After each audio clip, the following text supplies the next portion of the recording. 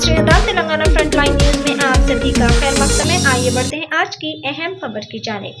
Attapur police station limit के दायरे अख्तियार के तहत वाक़ चिंतलमेट सर्कल पर पुलिस की जानिब से ऑटो ड्राइवर्स की तलाशी ली गई, जहां इस मौके पर बिना लाइसेंस बिना पेपर के ऑटो चलाने वालों की तलाशी ली गई। जहां अत्तापुर पुलिस स्टेशन के सर्कल इंस्पेक्टर वेंकट रमी रेड्डी की जेरे निगरानी में इस तलाशी मुहिम को चलाया गया, जहां इस मौके पर इनके हमरा अत्तापुर पुलिस स्टेशन के एसआई श्रीनु और SI Naeem, traffic SI S Rajendra के अलावा क्राइम हेड कांस्टेबल इम्तियाज के अलावा दिगर भी मौजूद थे।